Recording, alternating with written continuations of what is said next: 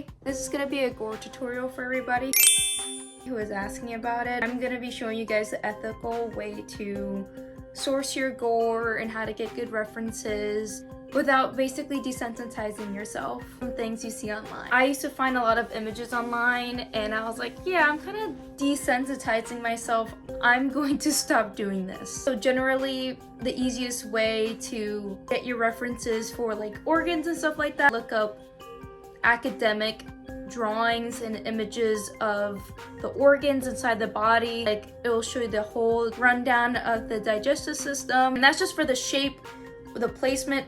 Believe it or not, for the longest time I got confused on where certain parts of the body were. I thought your stomach was here. Like, where are her organs? Have you ever seen a woman in real life before? You're right here. No, this is where your guts are.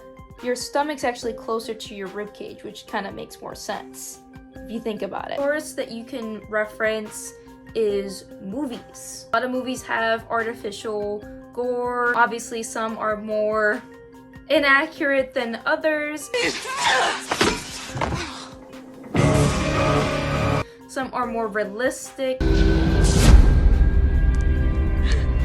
Some movies that have like the best references of people being covered in blood, because I know sometimes when people are drawing blood and someone covered in blood, they tend to go like underwhelmingly and it go too light. There's a few movies I would recommend to reference for how blood is supposed to look on people, and it'll give you a kind of clear idea of the color and the amount, because some movies have actually used pig's blood before. What I would recommend is the Evil Dead remake. Based on this motherfucker! Another one I would reference for blood texture and color, one of the Chainsaw Massacre movies. Relatively the newer ones, and I'm not talking shit about the older movies, I'm just a lot of corn syrup blood, a little bright in the color. Definitely any of the Saw movies for sure, because there's so much blood in those movies. Another one is Terrifier. I think all the Terrifier movies are really bad. They kind of suck ass. But the blood and the gore and all that is super sick and good to reference, especially for drawing. Online, you'll find people making their own special effects makeup, and you can reference that too. It's another way to reference your gore, basically. Specifically like in the face or close-up wounds, because people will be practicing their anatomy that way. There's also no shame in referencing other artists. Just remember, if you're referencing someone else's artwork, you're referencing someone else's interpretation of reality. So just remember that. You're going to be referencing their art style, you're not going to be referencing reality. I became more ethical with my gore sourcing. I used to look up like crime scene photos or people who've been injured but are still alive. Like, I specifically remember this image in my head of a woman who just had a C-section done, and she didn't realize that her stitches had become undone in the shower and her guts basically fell out. I saw that article and they posted the image, and I was like, based on my knowledge of seeing like actual blood, gore, like real stuff, but I'm talking about real things that have happened in real life, the number one tip I can give you is that blood is actually a lot darker than you think it is. The longer it's exposed to oxygen, the darker it gets over time. That is something to remember. Also, on clothing, it does get darker because it's laying on a fabric, so it's not going to be bright red. Like, blood is typically never bright red, especially over time. I'm pretty sure the word for it is that it oxidizes. When blood is pooling space, it's either like if it was pooling here, if it was pooling on the ground, where it's mostly concentrated, it's going to be darker, and when it spreads out, it's going to be lighter.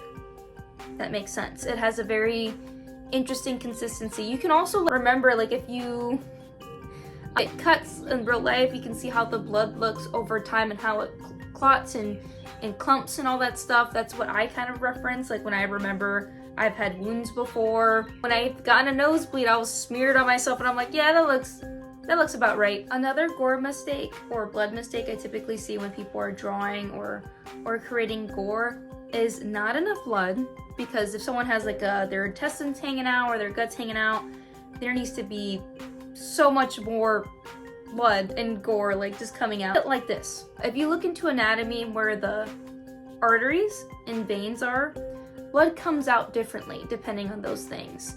So when there's an artery, I'm pretty sure the blood kind of shoots out. And when it's just like other tiny little veins, will be a lot of blood, but not as, you know what I mean? Not as shooting out, I'm pretty sure.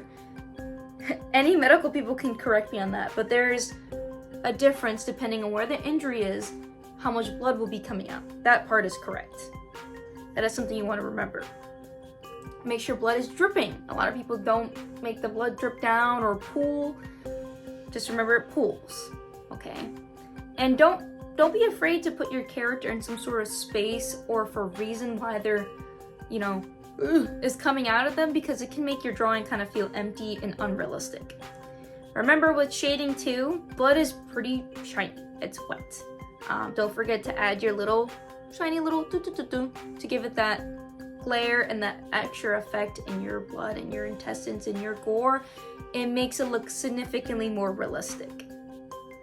Also, you don't have to stick to realism when it comes to gore. There's things such as candy gore, where it's meant to look more whimsical and more cute, in my opinion. You can make it kind of whatever color you'd like, but these are just my tips and tricks if you want to do it like me. Another thing you can start to reference, if you don't really want to participate in unethical methods of collecting your gore, you can always look at medical images. And when I mean by medical images, I'm talking about like people who've been injured in a way where they're sharing it with the audience and not like something bad has happened to them. There's plenty of images you can find online like, oh, this happened to me, oh, I got a bloody nose, this. Like, those are great references to look at when you're looking at stuff online if you want to kind of be ethical. Bye!